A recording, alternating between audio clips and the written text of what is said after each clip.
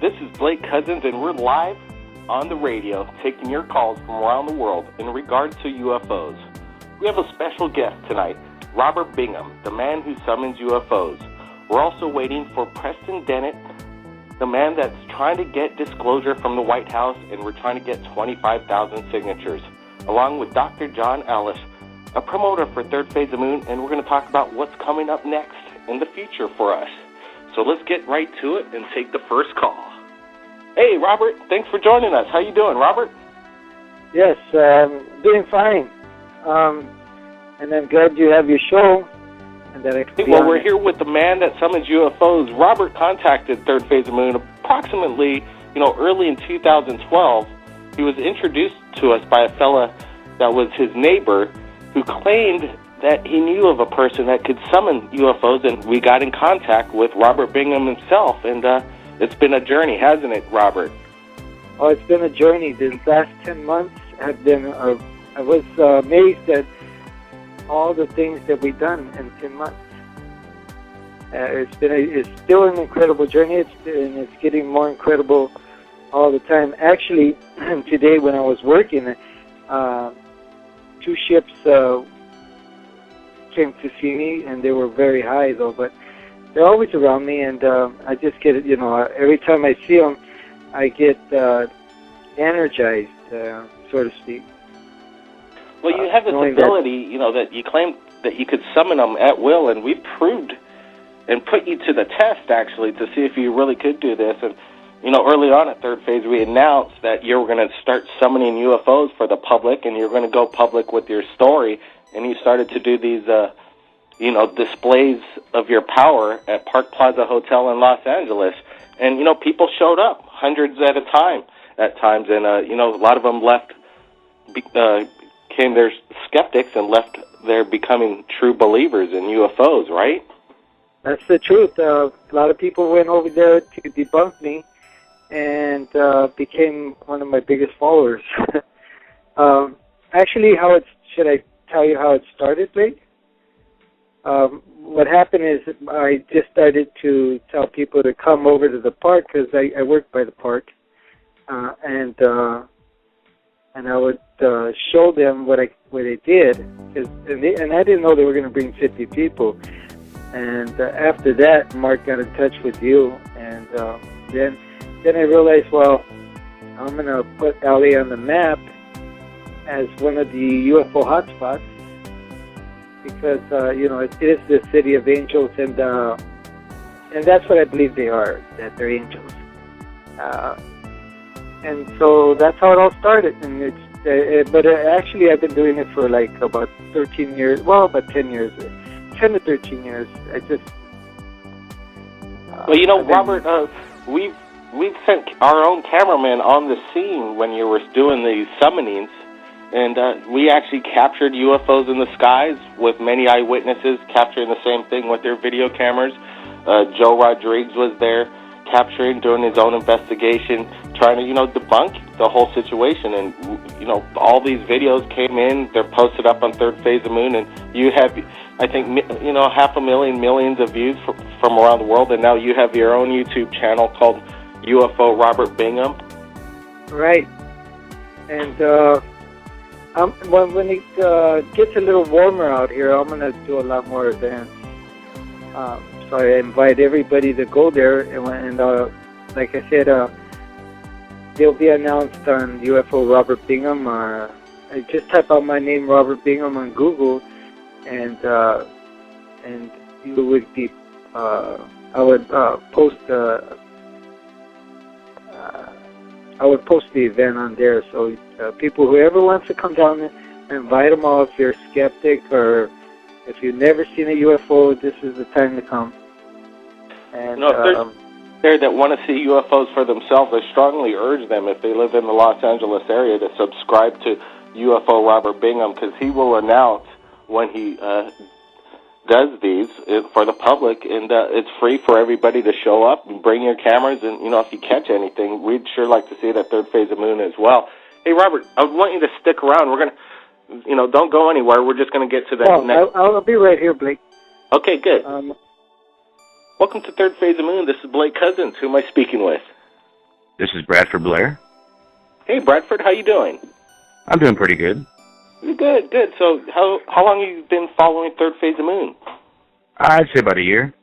Have you seen any of Robert Bingham's videos that we've been talking about tonight? Yeah. What I was wanting to call about was that I can talk to him too, but it's more like when I see him, it's not when I bring them. They choose, and it's also, I told them, my father was with me, and I said, are you ready to go? I was ready to go. Take me, whatever, and the thing came down, but it just zoomed back off. It didn't take us, and that's why. And it was two of them, so that's what really caught my ear when he said there was two of them. So. Well, that's interesting. So, do you still see UFOs, in recent times, or is that one? No, whenever I go outside, whenever I choose to go out, they're there. So do you have any video equipment that you can use? I'm going to be doing that, sir. I'm going to be doing that. So I just want you to recognize my name so that when I post, you'll know. Okay, so let's get your name again, and we got your number, yeah, and you definitely, for anybody who's captured anything amazing, it's pretty easy to get in touch with us at Third Phase of Moon. First place is you go to YouTube, Third Phase of Moon, and we have all the connections, our Facebook, our Twitter, and our Skype account links. And then, we look at everything that everybody sends to us. So we're definitely looking forward to, seeing some of that stuff come in. Well, it's very true. That's why I'm saying I can get video equipment and take it, but it's not like when everybody's gathered. I don't videotape. Maybe that's why they like me, because I like to go have them take me or whatever they do. I don't like to brag about it. On the line. He has experience in these, and we have video. But I'm on the phone with you. I'm on the phone with you, so time and things have changed. Robert a question. So. Robert, do you have any advice about camera equipment? Do they seem shy of that sometimes when you're holding your video camera? No, actually, I feel they want to be filmed, and they want to notify everybody that they're here. And my problem is I don't have the great equipment, but I do the best I can with what I have. But I think they're not afraid. They wouldn't show up if they were afraid of camera equipment. They wouldn't show up in L.A. But sometimes there's certain craft that they don't think that you should have pictures of, and they will prevent that from happening. But as far as taking him, I think maybe they felt he wasn't ready to go yet. Or maybe they did. It was just a split second of time. It only takes, I believe it only takes a second of time to travel wherever in time. It only takes a split second. They can bring you back the same second they take you, they can bring you back. So it feels like you never left. I just want to remind anybody that's listening to this radio show, they could call in live right now. And here's the number. It's 1-347-934-0378. And if we're not picking up the call as you call it, just hold on. We're going to get to everybody's questions and what they have to say here. So go ahead. Hello? Hello? This is Preston. Oh, Preston. Hey, how you doing? Yeah. I'm doing good. How are you? Yes, doing great. Thanks for joining us here at Third Phase of Moon. Preston Dennett's been working really hard trying to get the word out, get disclosure from the White House. We're trying to get 25,000 signatures, and we just did an interview with you about a week ago, right? Right, a couple of weeks ago. That's right, yeah. And I heard that Robert was going to be on, and I actually went down and to see Robert and watch him call down UFOs, and I have to say I was impressed. Stuff did show up.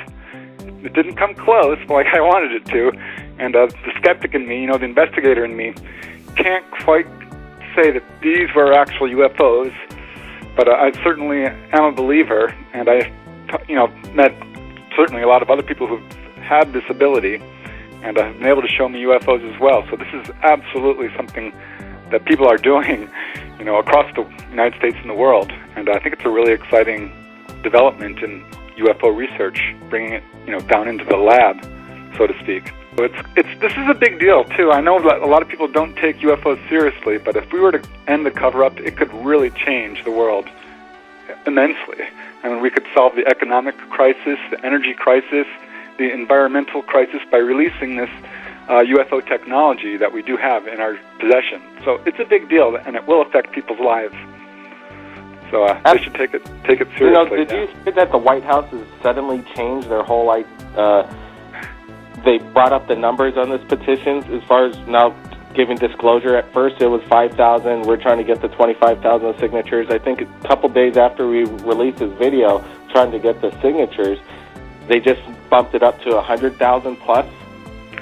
Yeah, I don't know what's going on. There's, you know, each White House has had to deal with the UFO problem, and have in their own way. I remember Jimmy Carter said he was going to release the files, and he never did. And you know, it's a big long story with each president, actually. So I don't know how the Obama administration is going to deal with it. I was hoping for, you know, a little bit more openness, but we're really not seeing it. So I don't know. Well, yeah, you've been doing a lot of work as far as trying to get the Bigelow Aerospace to come clean, or, you know, they're doing something. They're up to something, right? Yep. This is another person, you know, who is in the know and kind of has access to this technology and knowledge that we don't have. That's not in the public arena. And I think it's time that this cover-up ends. I think it's a failure anyway. I mean, there are so many people coming out of the woodwork right now saying that we do have these saucers. Our military is working with the ETs. So there is a cover-up. It's still in place, but it's been a failure, and I don't think it can go on forever. Hey, Preston, you wrote many books about ufology, and you've done a lot of investigation. Can you tell me why the main media really doesn't pick up on Robert Bingham's story and try and confirm it for themselves? At least show up to the park and see what's up, because, you know, this guy's doing this. He's had what kind of evidence do they need to prove? Wouldn't it be a story that the main media would jump on? You would think so, but there is an active cover-up in the media of UFO information. There was a book by I forget his first name, Hansen is his last name. It's called The Missing Times. And he pretty much demonstrated right up and down the board that there is a media cover-up of really good UFO information. And despite that, you know, UFO stories do make it into the media. There was a sighting over O'Hara Airport, the Stevensville, Texas sightings, the Phoenix Lights, of course. Once a year, about, I'd say, a huge UFO story does break. And, you know, the evidence, I can't tell you why they're ignoring stories like this, like Robert's. They shouldn't, and I think that there's a lot of public interest in this, absolutely. And I don't know, we've got to basically, I think, socialize the conflict as more and more people become involved in this movement. I think we're going to see more and more attention paid to it and more funds devoted to it, and people are going to start taking it more seriously. UFOs are becoming mainstream, but it's very slow. And, you know, speaking of that, this is, I think, why the UFOs don't come swooping down. They're really, really close. I mean, Robert's bringing them, and they're pretty far up there a lot of the time. Sometimes, you know, I've seen some of his videos are remarkable. What I saw was interesting, but it wasn't enough to, like, totally destroy someone's belief system. So I think the UFOs kind of play a little game where they're coming close, but not too close, because they don't want to upset, you know, society too much. You know, people might become disturbed, shocked, and people aren't still ready, possibly, for, you know, UFOs making their public performance. Exactly. Hey, we're going to take a call from 201 real quick. Who am I speaking with? Go ahead. Hello? Yeah. Can you hear me? I can hear you loud and clear. Is this Hi, 1111111? John, how you doing? Doing good. I want to talk about the petitions again. You know, right now is the time for people to help, because they did raise the threshold. Initially, it started with 5,000 signatures, and Stephen Bassett was good at getting 12,000, so they had to respond. Some low-level staffer responded, and, you know, ended up being some BS statement. Then they raised the threshold to 25,000, and just like you said, a few days after you announced your video, when they saw a little bit of a threat, they raised it to 100,000. Now is the time that we need to get every believer, every person involved, to actually go on petitions.whitehouse.gov, find the petition, and just sign it. It takes 25 seconds of your time, and it can change history. History is in the making as we speak. You're right. You know, we got that threshold 2 days before they changed it. So, if we don't do it now, it's going to be almost impossible to do it in the future, right? Absolutely, absolutely. Because if it's difficult to get 25,000, imagine how much harder it's going to be to reach 100,000. They're almost and that's making where it it stands now. They're making it impossible for the American public to get any disclosure. They're just wanting to keep everything a secret from us and hiding everything from, the public. What as Preston was saying earlier with regards to, our president, I too was very hopeful that he would finally do something. And now that he's in his, second term, which is his lame duck term, really, is he going to do anything at this point? We don't know. And he's not really the one in control, according to a lot of people. So what's to say it's going to happen? I'm losing my faith. If he didn't do it already in his first term, he hasn't given us any assurances of disclosure now, so I don't see anything happening. It's up to us. It's up to the people to force it. We have to do it. Just like you guys are broadcasting, your sightings that you receive from around the world. Robert's doing his events. And Preston's doing his research in his books. That's how it's going to happen. John's nailing it right on the button. Dr. John Ellis has been trying to help Third Phase Moon getting the word out. You've helped us come across some amazing interviews, right? Yes, and there's going to be more to come. We're going to reach all peaks of the corners of the globe. There's a lot of people around the world, a lot of people who don't necessarily have access to the media that we do, but they have access to internet, which gives them access to YouTube, and all of a sudden people are being aware of things that they've never once heard before. So this is a great opportunity to, expand the knowledge to everybody. I want to ask you, John, what do you think that separates Third Phase of Moon from everybody else on YouTube in regards to UFOs? Well, for starters, you guys are constantly on it. You're always putting something out there. You're always fresh in the news. You're always putting out a new video, and people know to give you the footage. And they know that you don't doctor the footage. They know that you guys don't make your own footage. You just receive the footage from people and you put it out there for people to decide. You guys are acting as unbiased journalists the way it should be. If the real media acted that way, then we wouldn't be in the position we're in. But this is what you guys makes you guys the number one, UFO paranormal related station right now. Oh yeah. Go ahead, Robert. Yes. You're absolutely correct. I'd like to thank you, Blake, for putting my stuff out there and getting people to see what I've been trying to do. My mission is to enlighten them to the fact that they are here and they are trying to help us transition into a new way of living without oil, without pollution, without nukes, and without all those things that we don't need, The Anunnaki have been compared to the Transformers in many ways. Hey, John, looks like you got a fan here in the chat room. Babette Bombshell says, "I love John." Well, tell her to contact me anytime. Well, it's pretty amazing having everybody on the show, and we're still got a few more minutes left.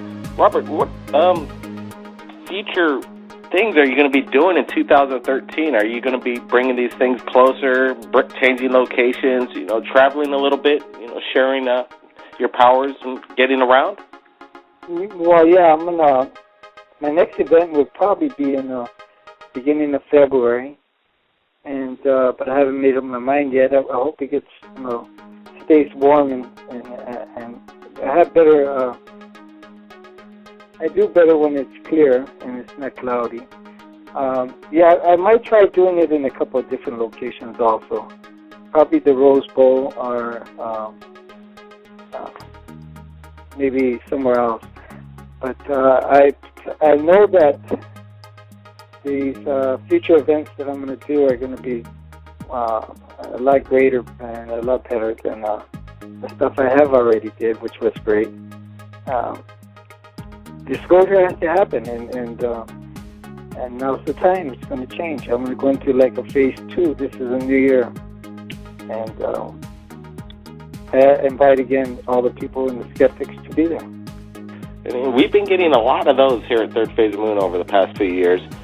We just got one from our source, today out of Groom Lake, Nevada. Apparently he lives in Arizona. He gets to Groom Lake. We're really close to it, and he's capturing experimental aircraft flying.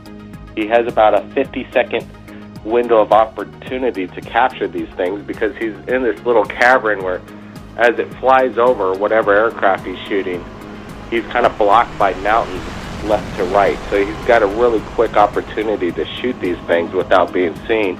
He sent us some controversial footage over the past year, like we do at Third Phase of the Moon. We're looking at it. We don't see any kind of hoax of any kind. It looks very legit. We're going to put it out here tonight, and we're going to let the people decide, as usual, here at Third Phase of the Moon. That's what we do. Toward the hilly part of Malibu, and they were red, and they were glowing really. They just appeared out of nowhere, and they were like in a flight formation, and then they just went out just like that. So I really couldn't tell you if they were UFOs, but what they did was very unusual. So I don't know. At nighttime, it's kind of hard. Hey Robert, I just have one quick question. One quick question. We got about 1 minute left before we do the question. I want to thank Robert Bingham for joining us here at Third Phase of the Moon, and you keep up your hard work, what you're doing over there in Los Angeles. Okay, Robert? Oh, I will do that. Thank you very much for letting me be on the show. Hey, no problem. We'll have you back here in the future and let us know when you capture something. And Dr. John Ellis, thanks for your insight, and we got to get those petitions signed, right? Yes, absolutely. Everyone, please sign. Have you guys heard of the other guy that can summon UFOs called Prophet Yahweh? Yes, Prophet Yahweh. He's kind of retired at the moment. We'd love to have him on the show if you could get it. Preston Dennett, thanks for all that you've been doing over here at Third Phase of the Moon. And if anybody out there has captured anything amazing, you could contact us via Skype or Facebook, Third Phase of the Moon. My name's Blake Cousins, and we'll see you again next time.